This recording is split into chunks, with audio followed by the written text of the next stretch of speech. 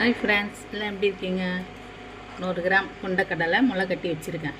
இது என்ன பண்ணோம், அரைச்சிட்றேன். அரைச்சிட்டு தோசை ஊற்றலாம். ஓகேங்களா? போட்டு மிக்சியில் போட்டு கொஞ்சமாக தண்ணி ஊற்றி அரைச்சிக்கணும். இல்லைன்னா கொஞ்சோண்டு நம்ம தோசை மாவை கூட ஊற்றிக்கலாம். ரொம்ப தண்ணி இருக்கக்கூடாது, கொஞ்சமாக.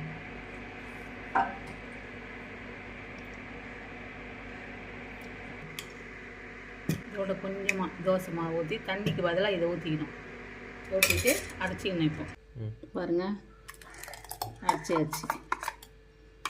கொண்டக்கடலை நம்ம பாருங்கள் அரைச்சிட்டு இது கூட ஒரு 4 பேர் 3 பேர் சாப்பிட்ற அளவுக்கு இட்லி மாவு ஊற்றிக்கணும். இட்லி ஊற்றுட்டு தோசை ஊற்றுறது எந்த மாவு இருந்தாலும் ஊற்றி தண்ணியே ஊற்றாமல் பாருங்கள் நல்லா மிக்ஸ் பண்ணிக்கோங்க. நல்லா மிக்ஸ் பண்ணிவிட்டு நம்ம ஊற்றணும். இது வந்து நல்லா ஹெல்த்தியாக இருக்கும், சுகருக்கு எல்லாருக்கும் நல்லது. சின்ன பிள்ளைங்களுக்கு கொடுக்கலாம். கொண்டக்கடலை தோசை ஊற்றிட்டு காமிக்கிறேன் உங்களுக்கு. பாருங்கள், சாப்பிட்டு பாருங்கள், வீட்டில் செஞ்சு பாருங்கள். நல்லா டேஸ்டியாக இருக்கும், ஆரோக்கியமாக இருக்கும். பார்த்தீங்களா? தண்ணியை ஊற்றாமல் பண்ணியிருக்கேன். அதே தேங்காய் போட்டுட்டு கருவேப்பிலை பச்சை மிளகாய் போட்டு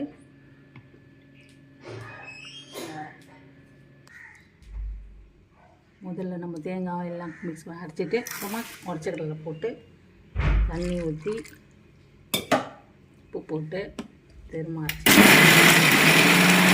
இப்போ சட்னிக்கு தாளிச்சிட்டிங்க பாருங்கள். தேங்காய் பச்சை மிளகாய் கருவேப்பிலை பூண்டு உடச்ச கடலை போட்டு அரைச்சியாச்சு.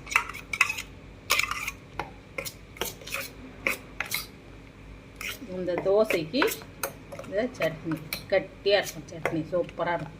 சாப்பிட்டு பாருங்கள், வீட்டில் செஞ்சு பாருங்கள். முதல்ல செஞ்சு வீட்டில் எல்லா பிள்ளைங்களுக்கு எல்லாருக்கும் கொடுங்க. முடியும். அதுதான் சட்னி ரெடி.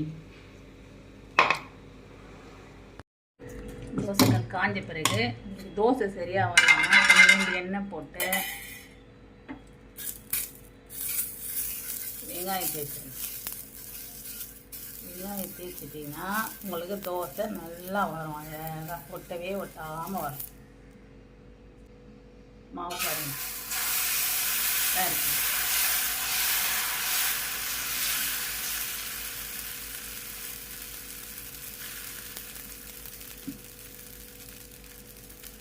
தோசை ஊற்றியாச்சு. ஒரு கரண்டி நெய் ஊற்றிக்கங்க. நல்லா டேஸ்டியாக இருக்கும், ஹெல்த்தியாக இருக்கும், சாப்பிட்றதுக்கும் நல்லாயிருக்கும். நெய் ஊற்றி இப்போ ஒரு பக்கம் வந்துருச்சு பாருங்கள். அதுதான் திருப்பி போட்டாச்சு.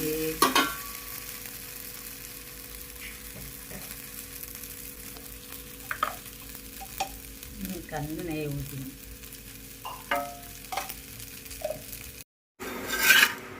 பார்த்தீங்களா? தோசை ரெடி ஆயிடுச்சு.